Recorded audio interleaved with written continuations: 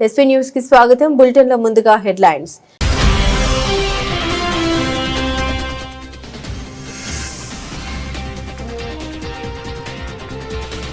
మరో కొత్త వీడియో విడుదల చేసిన నెతన్యాహు తాను ఆరోగ్యంగా ఉన్నానని వెల్లడించిన ఇజ్రాయెల్ ప్రధాని.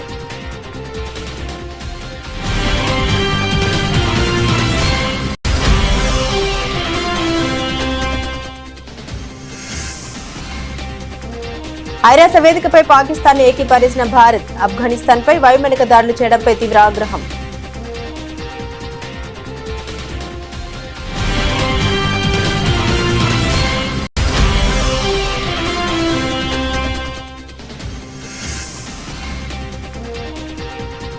దేశంలో వంట గ్యాస్, పెట్రోల్, డీజిల్ కొరత లేదు. కేంద్ర ప్రభుత్వం ప్రకటన.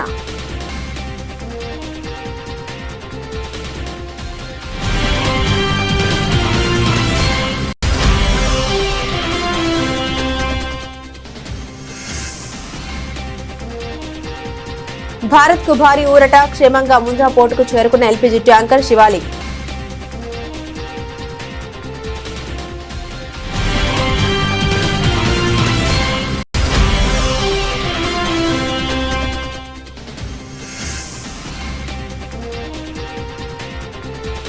సీఎల్పీ సమావేశంలో ఎమ్మెల్యేలకు సీఎం రేవంత్ రెడ్డి క్లాస్. పలువురు తీరుపై అసహనం.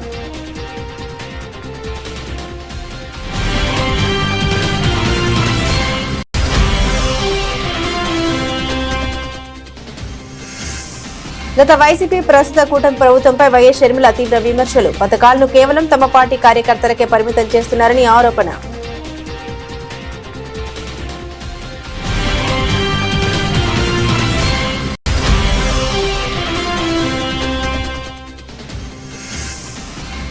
కృష్ణా, గోదావరి జలాల్లో తెలంగాణకు తీవ్ర అన్యాయం. చోద్యం చూస్తున్నారంటూ కాంగ్రెస్ సర్కార్పై మాజీ మంత్రి హరీష్ రావు ధ్వజం.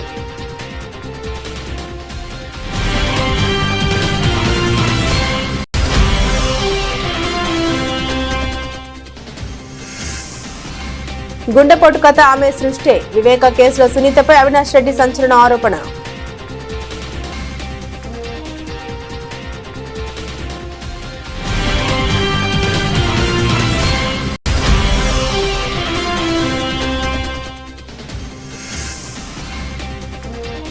అసెంబ్లీలో వందే మాతరం రగడ. ఎంఐఎం సభ్యుల బాయ్కాట్. సర్వత్రా విమర్శలు వెల్లువ.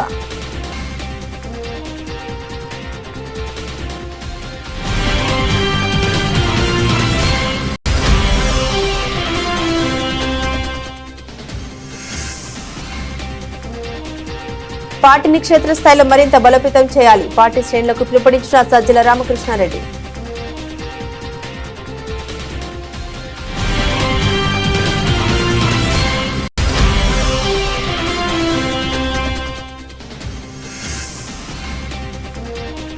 మార్కో టీం నుండి మరో క్రేజీ థ్రిల్లర్. ఆసక్తికరంగా కటాలన్ ఫస్ట్ గ్లిమ్స్.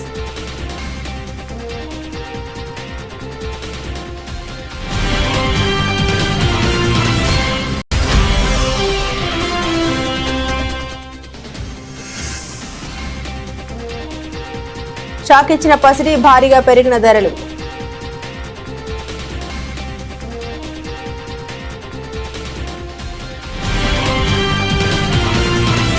ఇజ్రాయెల్ ప్రధానమంత్రి బెంజమిన్ నెతన్యాహు తాజాగా మరో వీడియోను సోషల్ మీడియాలో పోస్టు చేశారు.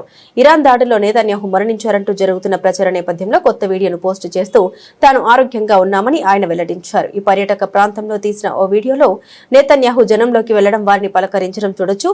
ఇటీవల నెతన్యాహు పోస్టు చేసిన వీడియో ఏఐ సహాయంతో రూపొందించిందని అనుమానాలు వ్యక్తమయ్యాయి.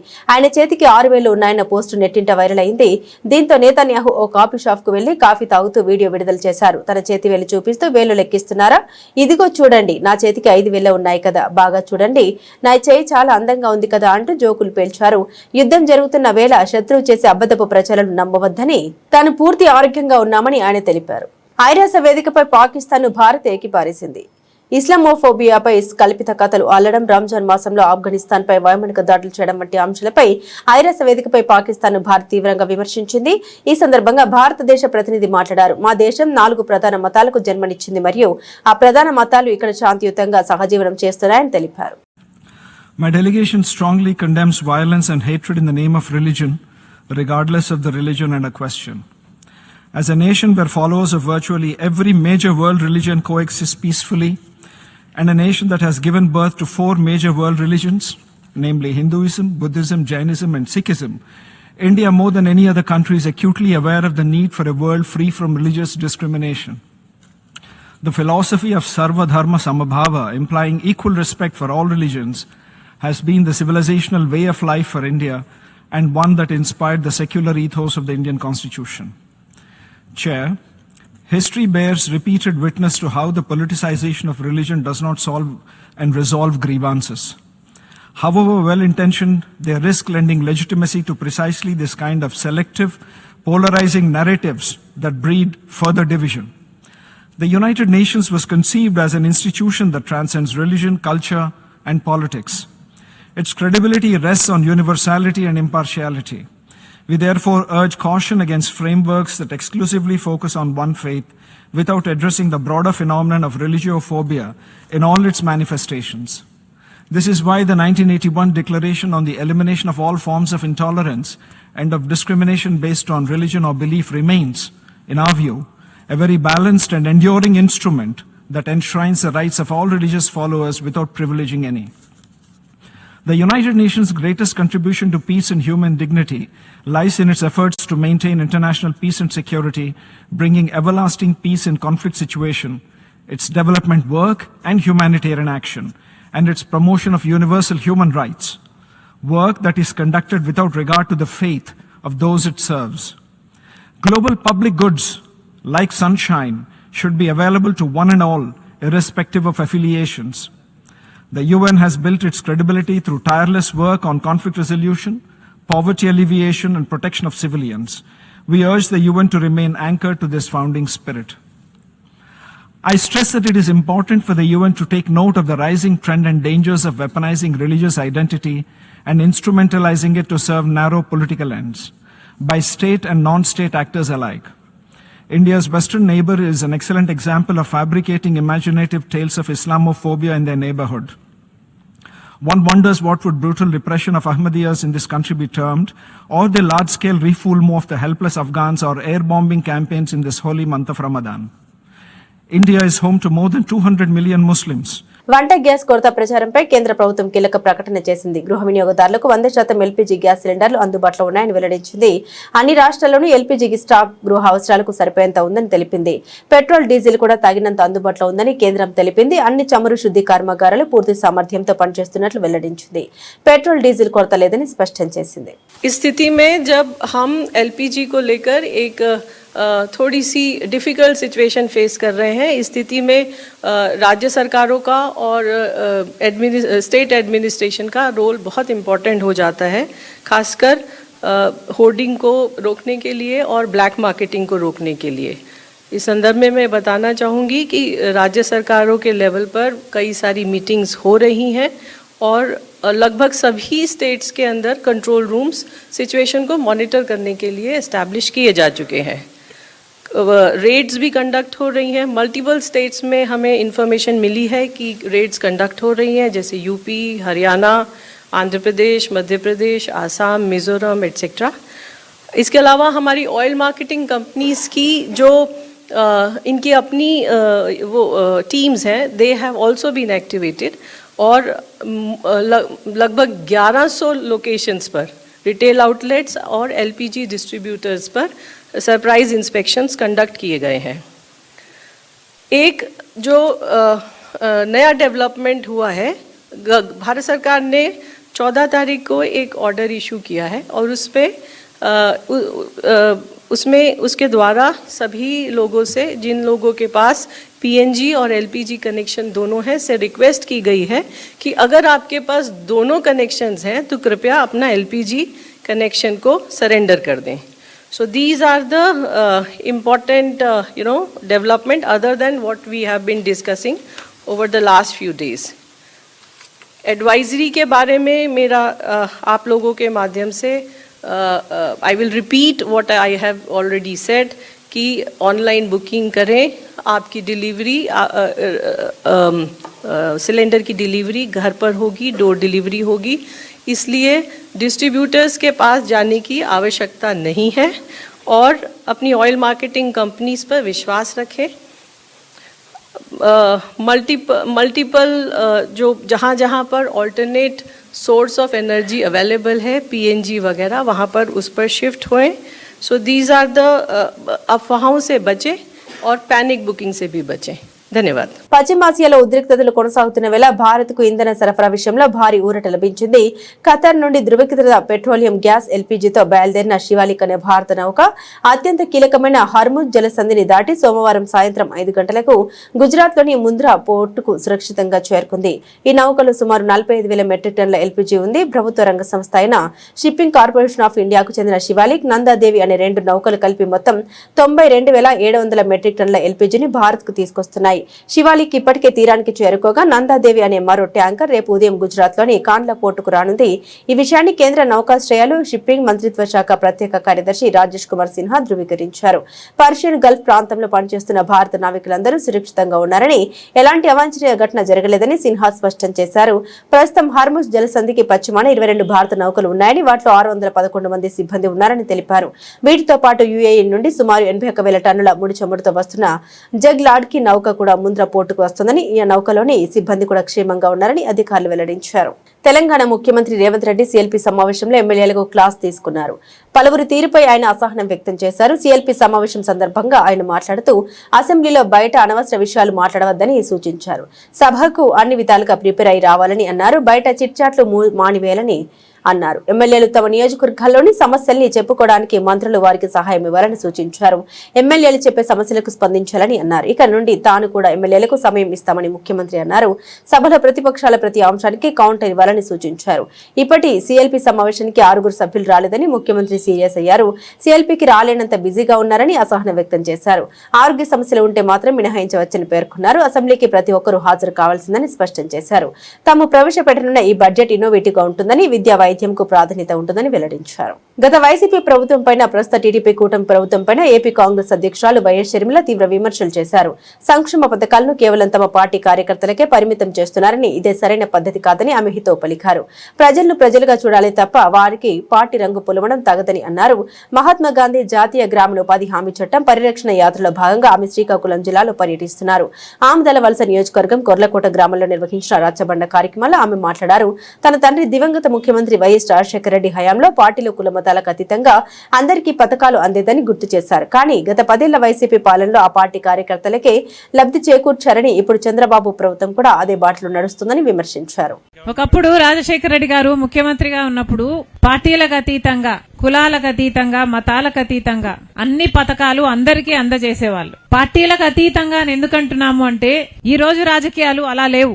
మొత్తం ఏ పథకం తీసుకున్నా రాజకీయమయమే. ఒక పెన్షన్ కావాలన్నా, లేక కనీసం జాబ్ కార్డ్ ఇంకా మిగిలించుకోవాలన్నా, చిన్న చిన్న పథకాలైనా, బియ్యం పథకమైనా, ఏ పథకమైనా, ఆరోగ్యశ్రీ అయినా, ఏదైనా అందుబాటులో ఉండాలి అంటే అధికార పక్ష పార్టీతో ఉంటే ఆ పథకాలు వస్తాయి. అధికార పార్టీతో లేకపోతే ఆ పథకాలు రావు. గత 5 ఏళ్లు జగన్మోహన్ రెడ్డి గారు ముఖ్యమంత్రిగా ఉన్నారు. వైసీపీ వాళ్లకు పథకాలు వచ్చాయి. ఇప్పుడు చంద్రబాబు గారు ముఖ్యమంత్రిగా ఉన్నారు. ఇప్పుడు వాళ్ళను సతాయిస్తున్నారు. ఇప్పుడు తెలుగుదేశం వాళ్ళకి ఇస్తున్నారు. ఇది ఎక్కడి పద్ధతి అని అడుగుతున్నాం. ముమ్మాటికి ఇది పద్ధతి కాదు. ప్రజలని ప్రజల్లాగా చూడాలి. ప్రజలకు కూడా పార్టీలు అంటగట్టడం చాలా అన్యాయం. ప్రజలు కూడా ఈ పార్టీలకు అతీతంగా వ్యవహరించాల్సిన అవసరం ఉంది. ఎలక్షన్లప్పుడు ఒక పార్టీకి ఓటేసినంత మాత్రాన జీవితాంతం అదే పార్టీలో ఉంటారనో, లేకపోతే ఆ పార్టీ కోసం గొడవలు పెట్టుకుంటారనో, లేకపోతే ఇందాక చెల్లి చెప్పినట్టు ఫీల్డ్ అసిస్టెంట్ తో తనకి ఉన్న గొడవ ఆల్మోస్ట్ పర్సనల్ స్టేజ్ వరకు పోయింది అంటే ఇది చాలా అన్యాయం. ఇది చాలా దురదృష్టం. ప్రజల్లో కూడా ఒక చైతన్యం రావాలి, ఒక మార్పు రావాలి.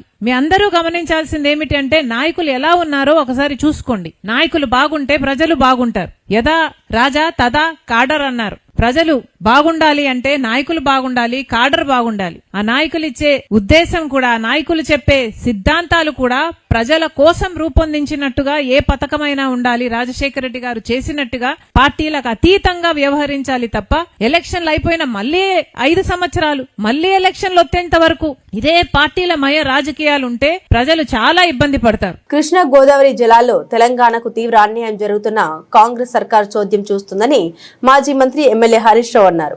అసెంబ్లీలోని బీఆర్ఎస్ ఎల్పీ కార్యాలయంలో ఎమ్మెల్యేలు ఎమ్మెల్సీలతో కలిసి మీడియా సమావేశంలో మాట్లాడారు. రేవంత్ రెడ్డి ఆంధ్రాకు దాసోహమై తెలంగాణను చంద్రబాబుకు తాకట్టు పెట్టారని ఆరోపించారు. గోదావరి బనకచెర్లపై ఢిల్లీ మీటింగ్ మినిట్స్ వచ్చే నెల దాటినా అందులో తెలంగాణకు జరుగుతున్న అన్యాయంపై రేవంత్ రెడ్డి ఎందుకు స్పందించడం లేదని ప్రశ్నించారు. మొద్దు నిద్ర వీడి నీటి హక్కులను కాపాడాలని ప్రభుత్వానికి డిమాండ్ చేశారు. ఇదే మీటింగ్ లో టెలిమెట్రీ గురించి వచ్చింది. ఏం రాసిండ్రు? Page 2 paragraph 7. It would be pursued to wait for the KWD to award, which is likely to define scope of regulation, respect to responsibilities of the party states and of the board in relation to any RTDAS or telemetry system. ఇప్పుడు BRS party అధికారంలో ఉన్నప్పుడు మేము 18 టెలిమెట్రీలు పెట్టించినాం. ఆ రోజు 18 జాగాలు పెట్టించినాం. రెండో phase లో పెట్టాల్సినటువంటి 9 టెలిమెట్రీలకు కూడా స్టడీ చేసి ఎక్కడ పెట్టాలనో కమిటీ వేసి నిర్ణయించినాం. మీరు వచ్చి మేము టెలిమెట్రీ పెడతాం, ముఖ్యమంత్రి అయితే అసెంబ్లీలో తెగ నరికిండు, మేము పెట్టేసినాం టెలిమెట్రీ అన్నాడు. మన ఢిల్లీ మీటింగ్ లో ఏం చెప్పిండు? బ్రిజేష్ కుమార్ ట్రిబ్యునల్ అవార్డు వచ్చేదాకా అప్పుడే కూర్చోద్ది అన్నాడు. కూర్చుంటావు మరి? నువ్వు ఇచ్చిన 4.5 కోట్లు జీతాలకు వాడుకదొబ్బి అని కూడా లెటర్ రాసిన వాడు. 4.5 కోట్లు జీతాలకు వాడినా టెలిమెట్రీ పెట్టేది లేదని కేఆర్ఎం బోర్డు రాసినా నువ్వు మాట్లాడు. ఢిల్లీ మీటింగ్ లో బ్రిజేష్ కుమార్ ట్రిబ్యునల్ అవార్డు వచ్చేదాకా టెలిమెట్రీ పెట్టేదే లేదని వాడు రాస్తే ఎట్లా పెట్టావు? దాని ఉత్తరం రాస్తావా? దూడు బస్వరం లెక్క తలకాయ చెప్తావా? ఎందుకు మాట్లాడతలేవు? దీని మీద ఎందుకు స్పందిస్తలేవు ఈ మినిట్స్ మీద? అంటే ఇక బ్రిజేష్ కుమార్ ట్రిబ్యునల్ అవార్డు వచ్చేదాకా ఈ ఆంధ్రప్రదేశ్ కృష్ణా జలాల్లో నీటి దోపిడీ కొనసాగుతూనే ఉండాలనా? అప్పటిదాకా నువ్వు గుడ్లు అప్పగించుకొని చూస్తూనే ఉంటావా? టెలిమెట్రీ పెట్టించే దమ్ము లేదా? 4.5 కోట్లు జీతాలకు వాడుకుంటే సపోర్ట్ చేయవా? అంటే ఇంత దుర్మార్గంగా ఇటు టెలిమెట్రీ విషయంలో కూడా ఇదే మీటింగ్ లో మినిట్స్ లో వస్తే దీని మీద కూడా మాట్లాడుతున్నటువంటి పరిస్థితి లేదు. మాజీ మంత్రి వైఎస్ వివేకానందరెడ్డి హత్య కేసులో కడప ఎంపీ వైఎస్ అవినాష్ రెడ్డి వివేక కుమార్తె డాక్టర్ సునీతారెడ్డిపై తీవ్రస్థాయిలో విరుచుకుపడ్డారు. చంద్రబాబుపై వస్తున్న వ్యతిరేకత నుండి ప్రజల దృష్టి మళ్లించేందుకే సునీత ప్రెస్ మీట్లు పెడుతున్నారని ఆయన సంచలన ఆరోపణ చేశారు. ఈ కేసులో అసలు విచారించాల్సిన కీలక అంశాల్ని పక్కన పెట్టి కేవలం రాజకీయ లబ్ధి కోసమే విచారణ తప్పుదోవ పట్టిస్తున్నారని దుయ్యబట్టారు. సోమవారం ఆయన మీడియాతో మాట్లాడుతూ ఈ కేసుకు సంబంధించి అనేక కీలక విషయాల్ని తన వాదనలో ప్రజల ముందుంచారు. వివేక హత్య జరిగిన తర్వాత గుండెపోటు అనే కథనాన్ని తెరపైకి తెచ్చిందే సునీత. ఆమె భర్త నర్రెడ్డి రాజశేఖర్ రెడ్డి బాబాయ్ నర్రెడ్డి శివప్రకాష్ రెడ్డి అని అవినాష్ రెడ్డి ఆరోపించారు. 2019 మార్చి 16న సిట్ అధికారులకు ఇచ్చిన వాంగ్మూలంలో సునీత స్వయంగా గుండెపోటు అనే అనుమానాన్ని వ్యక్తం చేశారని గుర్తు చేశారు. తన తండ్రికి గతంలో స్టంట్ వేశారని, ఆ కారణంగానే గుండెపోటుతో బాత్రూంలో పడి మరణించి ఉండొచ్చని ఆమె చెప్పిన విషయాన్ని ప్రస్తావించారు. దీనికి బలం చేకూరుస్తూ బీజేపీ నేత ఆదినారాయణ రెడ్డికి కూడా శివప్రకాష్ రెడ్డి ఫోన్ చేసి వివేక గుండెపోటుతో చనిపోయారని చెప్పిన వీడియోను అవినాష్ ప్రదర్శించారు. తానే గుండెపోటు కథ అల్లి ఇప్పుడు ఆ నేపాన్ని తమపైకి నెట్టే ప్రయత్నం చేస్తున్నారని మండిపడ్డారు. ఆ రోజు పవర్ లో ఉన్నది వాళ్ళే కదా. ఆ రోజు పెదనాన్న ఇన్సిడెంట్ జరిగినప్పుడు చంద్రబాబు నాయుడు గారు ముఖ్యమంత్రిగా ఉన్నారు.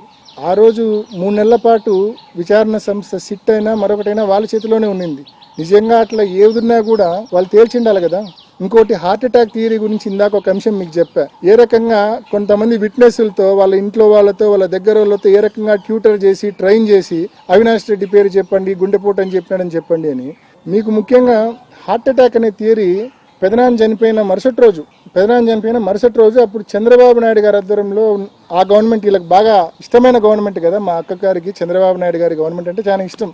ఆయన ప్రభుత్వంలో మార్చి 16, 2019 ఆ రోజు సిట్ పిలిచింది సునీతక్కను. సిట్ పిలిచి ఒక స్టేట్మెంట్ రికార్డ్ చేసింది. సునీతక్క దగ్గర చేసింది, రాజశేఖర్ గారి దగ్గర చేసింది, సౌభాగ్యమ్మ గారి దగ్గర కూడా చేసింది అనుకుంటా. బట్ సునీతక్క రాజశేఖర్ గారి దగ్గర అయితే చేసింది. ఆ సిట్ కి సంబంధించిన డాక్యుమెంట్స్ కూడా మీకు గ్రూప్ లో షేర్ చేస్తా. ఆ రోజు చాలా స్పష్టంగా సునీతక్క అది గుండెపోటు అని చెప్పి తాను అనుకున్నానని చెప్పి, కృష్ణారెడ్డి ఫోన్ చేసిన తర్వాత బాత్రూమ్ లో ఇట్లా చనిపోయినాడు రక్తం ఉందని చెప్పిన తర్వాత, ఆ లెటర్ కూడా డెత్ నోట్ వాట్సాప్ పెట్టిన తర్వాత అయినప్పటికీ కూడా నేను గుండెపోటనే అనుకున్నానని చెప్పి సునీతక్క చెప్తాది. గుండెపోటనే అనుకున్నా, ఎందుకంటే మా నాన్నకు ఒక 1-2 ఇయర్స్ బ్యాకే స్టంట్ వేశారు.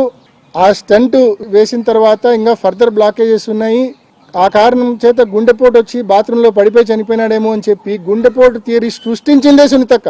దానికి అది నేను విమర్శించడం లేదు. మార్చి 16, 2019 సునీతక్క సిట్ ముందు ఇచ్చిన స్టేట్మెంట్ ఒకసారి చూస్తే మీకే అర్థమవుతుంది. గుండెపోటు థియరీ అనేది పుట్టించిందే సునీతక్క భర్త రాజశేఖర్ అండ్ సునీతక్క వాళ్ళ బ్రదర్ ఇన్ లా, అంటే వివేకానంద రెడ్డి గారి brother in law Narreddy Shivprakash Reddy, ఎవరైతే నాకు ఫోన్ చేసి క్రైమ్ సీన్ కు పొమ్మని చెప్పారో ఆయన. ఇదే విషయాన్ని నేను చెప్పడమే కాదు, ఆదినారాయణ రెడ్డి ఉన్నాడు. ఆదినారాయణ రెడ్డి అని బాగా పేరు మోసిన ఒక బీజేపీ ఎమ్మెల్యే ఉన్నాడు. ఆదినారాయణ రెడ్డి అనే వ్యక్తి క్లియర్ గా విచారణకు పిలిచినప్పుడు స్పష్టంగా సిట్టు ముందు చెప్తాడు. తెలంగాణ అసెంబ్లీ బడ్జెట్ సమావేశాల తొలి రోజే వందే మాతరం గేయ ఆలాపన వివాదానికి కేంద్ర బిందువైంది. జాతీయ గేయం ఆలాపన జరుగుతున్న సమయంలో ఎంఐఎం సభ్యులు సభను బహిష్కరించడం రాజకీయ దుమారానికి దారితీసింది. అధికారిక కార్యక్రమంలో వందే మాతరం విధిగా ఆలపించాలన్న కేంద్ర ప్రభుత్వ నిబంధన ప్రకారం సోమవారం ఉభయ సభల ప్రారంభంలో జయ జయ హే తెలంగాణ గీతం తర్వాత వందే మాతరం ఆలపించారు. వందే మాతరం ఆలపన మొదలు కాగానే ఎంఐఎం ఎమ్మెల్యేలు ఎమ్మెల్సీలు మౌనంగా సభ నుండి బయటకు వెళ్లిపారు. అయితే యాకుత్పూర్ ఎమ్మెల్యే జాఫర్ హుసేన్, ఎమ్మెల్సీ మీర్జా రియాజుల్ హసన్ ఎఫెంది మాత్రం సభలోనే ఉన్నారు. మరో ఎమ్మెల్సీ మీర్జా అహ్మద్ బేగ్ గేయం పాడుతున్నప్పుడు తన కుర్చీలోనే కూర్చుండిపోయారు. పక్కన ఉన్న బీజేపీ సభ్యులు లేచి నిలబడాలని సూచించగా ఆయన కూడా సభ నుండి బయటకు వెళ్లడం గమనార్హం. తిరిగి జాతీయ గీతం జనగణమన ఆలాపన సమయంలో మజ్లిస్ సభ్యులంతా లోపలికి వచ్చారు. మజ్లిస్ సభ్యుల వైఖరిపై బీజేపీ రాష్ట్ర అధ్యక్షుడు ఎన్ రామచంద్రరావు తీవ్రంగా స్పందించారు. వందే మాతరం ఆలాపన బహిష్కరించడం హేయమైన చర్య అని, వారి విధేయత ఎవరి పట్ల ఉందో దేశ ప్రజలు గమనిస్తున్నారని విమర్శించారు. పార్లమెంట్లో జై పాలస్తీనా అని నినాదాలు చేసిన విషయాన్ని ప్రజలు మర్చిపోలేదని ఆయన గుర్తు చేశారు. మరోవైపు కేంద్ర మంత్రి బండి సంజయ్ కూడా మజ్లిస్ ఎమ్మెల్యేల తీరుపై మండిపడ్డారు. ఇది భరతమాత ఆత్మకు, జాతీయ గేయానికి జరిగిన అవమానమని, ఇటువంటి చర్యల్ని సిగ్గుచేటని ఆయన వ్యాఖ్యానించారు. గత 15 ఏళ్లుగా వైసీపీ ప్రజల పక్షం నిలబడిందని, ఇప్పుడు 16వ ఏడాదిలోకి అడుగుపెట్టిన తరుణంలో పార్టీని క్షేత్రస్థాయిలో మరింత బలోపేతం చేయాల్సిన అవసరం ఉందని సజ్జల రామకృష్ణారెడ్డి పార్టీ శ్రేణులకు పిలుపునిచ్చారు. జగన్ హయాంలో జరిగిన సంక్షేమ పథకాలను ప్రజలకు మరోసారి గుర్తు చేయాలని, అదే సమయంలో ప్రస్తుత కూటమి ప్రభుత్వం చేస్తున్న మోసపూరిత విధానాలను ప్రజల్లోకి బలంగా తీసుకెళ్లాలని సూచించారు. తాడేపల్లిలోని కేంద్ర కార్యాలయంలో జరిగిన నియోజకవర్గ పరిశీలకుల సమావేశంలో ఆయన మాట్లాడారు.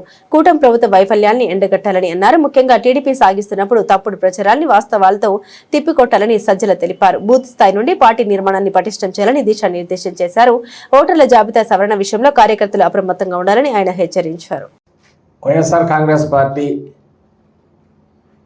15 ఏళ్లలో దాదాపు ఒక 50-60 ఏళ్ళు ఉన్న పార్టీ కూడా సాధించలేని లక్ష్యాలు సాధించడమే కాదు, ప్రభుత్వ పరంగా జగన్మోహన్ రెడ్డి గారి నాయకత్వంలో ఒక రాజకీయ పార్టీగా కూడా, ఓ రాజకీయ పార్టీ ప్రజాస్వామ్యంలో ఎట్లుండాలనే దానికి కూడా ఆ రోజు నుంచి ఈ రోజు వరకు వాటిని తూచా తప్పకుండా తాను పాటించడమే కాకుండా ఈ పార్టీతో కూడా పార్టీ నాయకులు కూడా పాటించేట్టు, పార్టీ ఆ లైన్లోనే నడిచేట్టు డ్రైవ్ చేస్తూ వచ్చారు, దిశానిర్దేశం చేశారు. అందరం ఆ లైన్లోనే పోతున్నాం.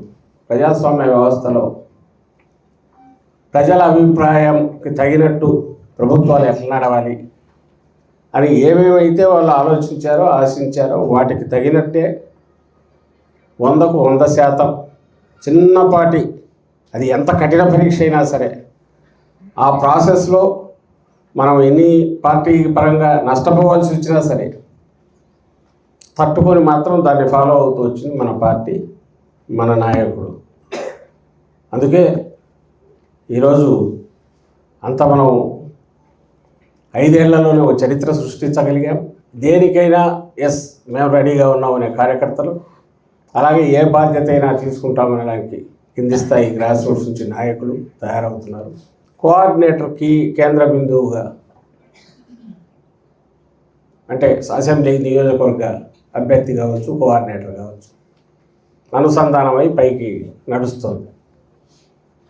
ఇప్పుడు దాన్ని కింది వరకు గ్రాస్ రూట్స్లో బాగా స్ట్రెంథెన్ చేసి బలోపేతం చేసి యాక్టివిటీ కూడా దానికి పూర్తిగా క్రియేట్ చేసి పార్టీ మొత్తం అనుబంధ విభాగాల రూపంలో ప్రధాన పార్టీగా కదా, అలాగే కింది వరకు అన్ని యూనిట్లలో కూడా ఎక్కడికక్కడ దానంతటది.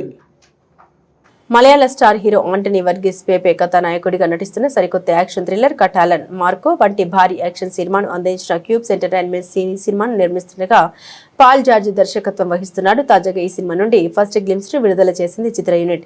ఈ సినిమాలో ఆంటనీ వర్గీస్ ఏనుగు దంతాలు అక్రమ రవాణా చేసే స్మగ్లర్ గా కనిపించబోతున్నాడు.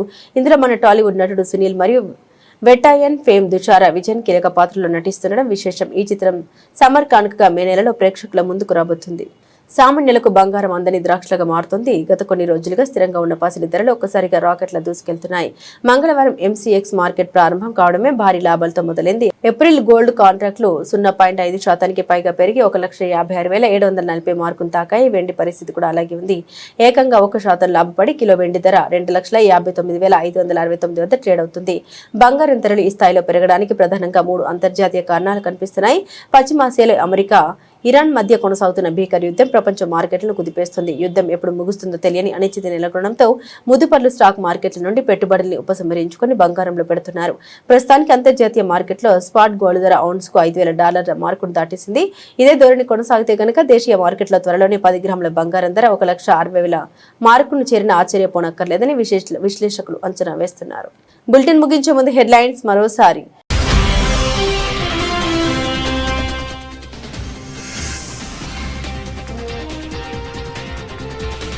మరో కొత్త వీడియో విడుదల చేసిన నెతన్యాహు తాను ఆరోగ్యంగా ఉన్నానని వెల్లడించిన ఇజ్రాయెల్ ప్రధాని.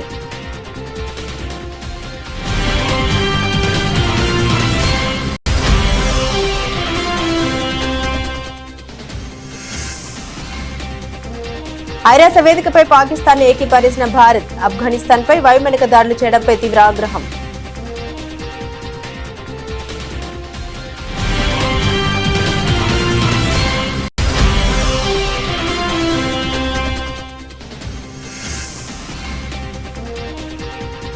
దేశంలో వంట గ్యాస్, పెట్రోల్, డీజిల్ కొరత లేదు. కేంద్ర ప్రభుత్వం ప్రకటన.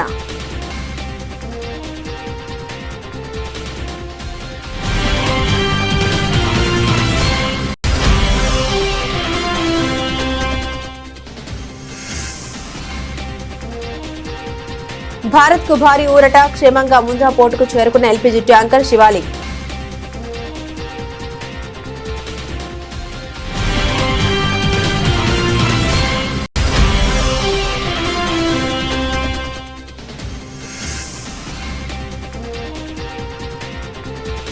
CLP సమావేశంలో ఎమ్మెల్యేలకు సీఎం రేవంత్ రెడ్డి క్లాస్. పలువురు తీరుపై అసహనం.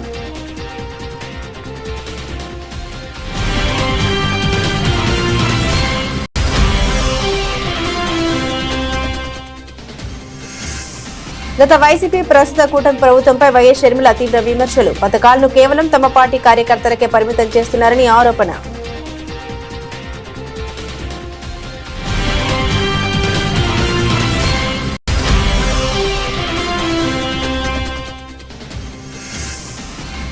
కృష్ణా, గోదావరి జలాల్లో తెలంగాణకు తీవ్ర అన్యాయం. చోద్యం చూస్తున్నారంటూ కాంగ్రెస్ సర్కార్పై మాజీ మంత్రి హరీష్ రావు ధ్వజం.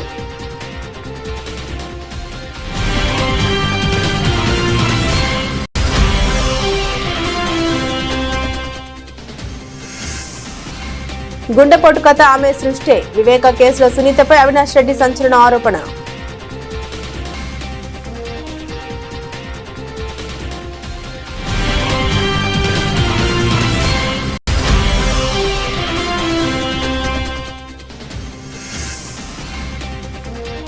అసెంబ్లీలో వందే మాతరం రగడ. MIM సభ్యుల బాయ్కాట్. సర్వత్రా విమర్శలు వెల్లువ.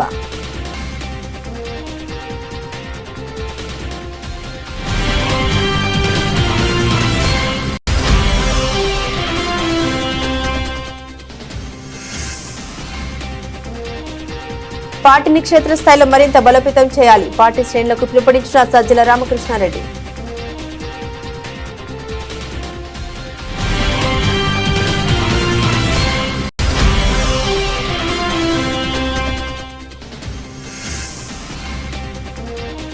మార్కో టీం నుండి మరో క్రేజీ థ్రిల్లర్. ఆసక్తికరంగా కటాలన్ ఫస్ట్ గ్లిమ్స్.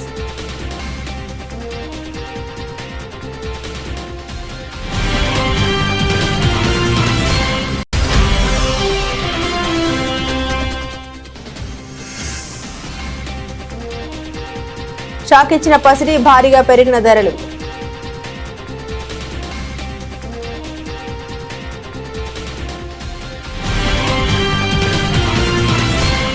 ఇవి బులెటిన్లోని విశేషాలు. తిరిగి మరో బులెటిన్తో మళ్ళీ కలుసుకుందాం. అంతవరకు సెలవు. నమస్కారం.